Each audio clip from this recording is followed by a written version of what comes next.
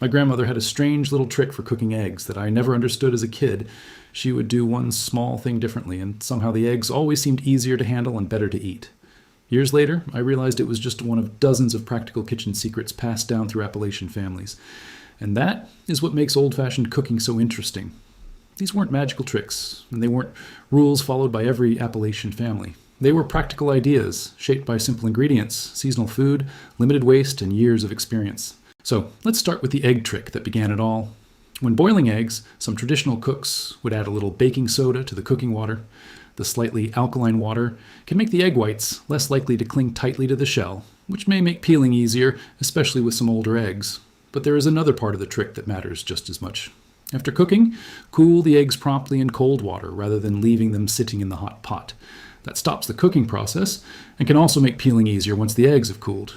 Grandma didn't need a kitchen timer covered in buttons or a complicated gadget. She watched the pot, learned how her stove behaved, and knew what a properly cooked egg looked and felt like. That kind of knowledge was built through repetition, and it was often more valuable than a written recipe. For softer scrambled eggs, many traditional cooks knew that gentle heat was better than rushing the pan. Beat the eggs just until combined, then cook them slowly while stirring rather than blasting them with high heat. The result can be softer, creamier eggs without needing a long list of ingredients. For fried eggs, the trick was often simply controlling the heat. A pan that is too hot can brown the edges before the center is cooked properly. Moderate heat gives the white time to set while keeping the yolk from becoming overcooked. And if breakfast had leftover eggs, they weren't automatically thrown away. They could become part of a sandwich, a simple salad, or another meal later in the day. The bigger lesson was simple. Food had value, so cooks looked for another use before wasting it. That same thinking carried straight into bread baking. Cornbread was one of the great examples of turning humble ingredients into something satisfying. Cornmeal, flour, salt, fat, and whatever else the family had available could become the centerpiece of a meal. A well-seasoned cast iron skillet could make a huge difference with cornbread. Many cooks heated the skillet before adding the batter, creating a hot surface that helped form a crisp outer crust. The exact recipe varied from family to family, but the love of a good skillet cornbread was widespread. Biscuits had their own little rules. One important idea was not to overwork the dough because too much handling can make biscuits tougher. Mix until the ingredients come together and shape the dough gently and get it into the oven. Another old-fashioned baking habit was learning to judge dough by feel. A recipe might say to add a certain amount of flour, but humidity, flour type, and other conditions can change what the dough needs. Experienced cooks learned to recognize when the dough felt right instead of depending entirely on measurements. If biscuits became stale, that didn't necessarily mean they were useless. They could be warmed, turned into crumbs, used in another dish, or served with gravy. In a kitchen where nothing was casually thrown away, yesterday's bread could become part of today's meal. Cast iron itself was almost like another member of the kitchen. A properly cared-for skillet could last for generations, becoming familiar through years of cooking. It could move from stovetop to oven and handle everything from cornbread to vegetables and meat. Another secret was learning your oven instead of blindly trusting the dial. Older ovens could have uneven heat, so cooks learned where food cooked best and how quickly their particular oven behaved. That experience helped them adjust recipes without needing perfect equipment. Sweeteners were also used according to what was available.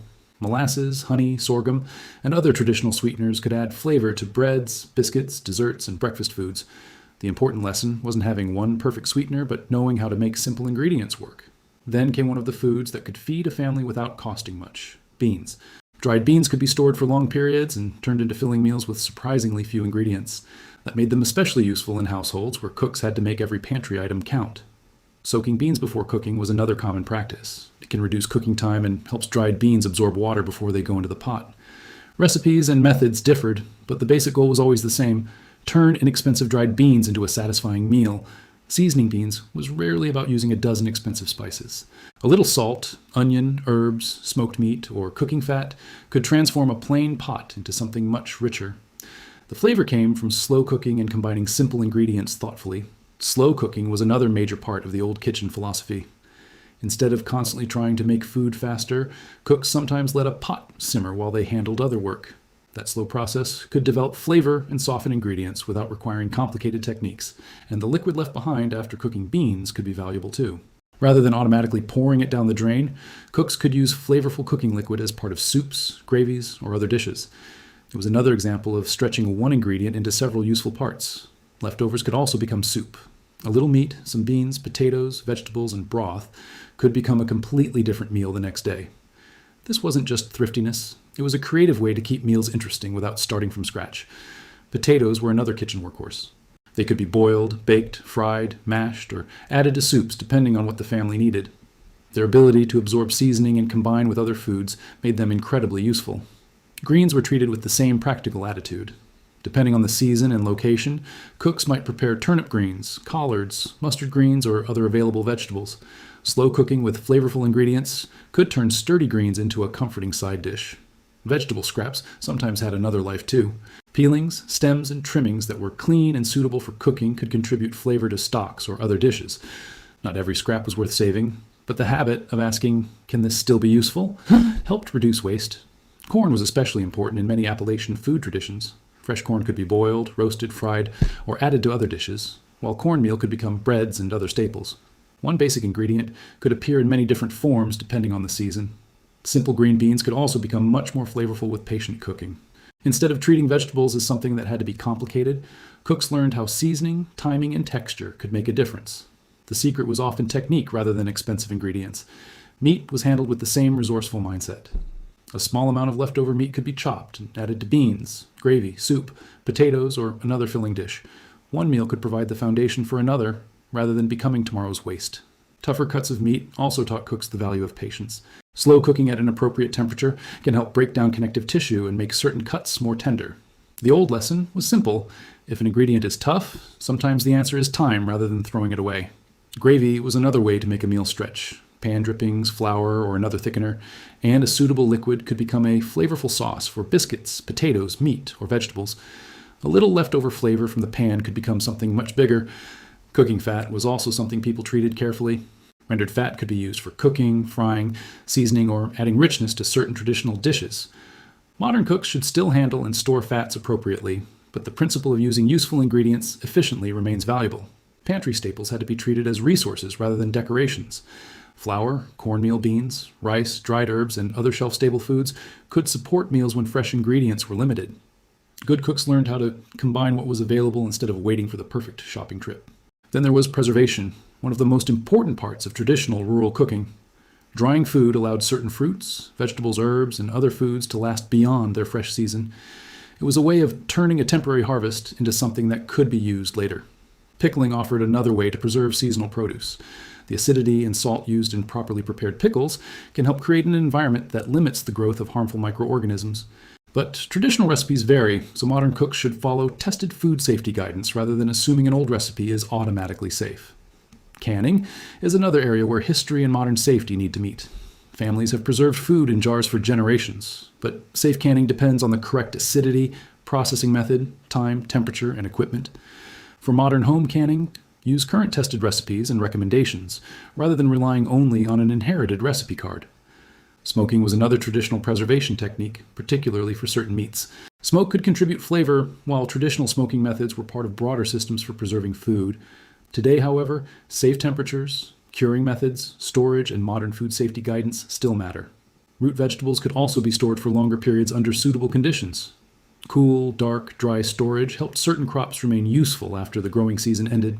That meant a harvest could continue feeding a household long after the fields had changed. One of the most important secrets may actually be reducing waste. If there was a little bread left, it found another purpose, and if there were vegetables left from dinner, they could become part of tomorrow's meal. This mindset made the kitchen feel less like a place where food disappeared and more like a place where ingredients kept changing forms. Cast iron had another lesson hidden inside it. Learn your tools. A cook who understands how a particular skillet heats, how quickly it responds, and where it cooks hottest can make better food without constantly buying new equipment. Sometimes the secret isn't a new gadget, it's becoming familiar with the one you already have. Leftovers were often transformed rather than simply reheated.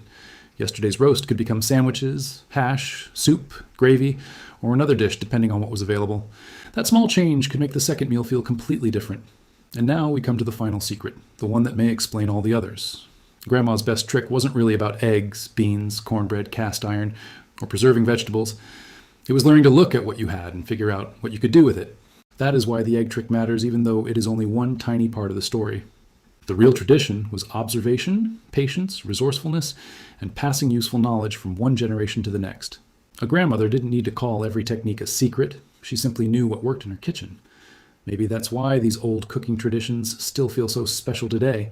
They remind us of a time when simple ingredients were treated with respect, and every meal carried a little piece of family knowledge.